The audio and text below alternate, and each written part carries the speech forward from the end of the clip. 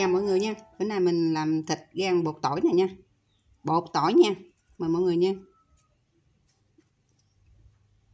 Mời mọi người. Bột tỏi thơm hết hồn, thơm luôn. Miếng khoai cũng ngon mọi người. Bye bye mọi người nha.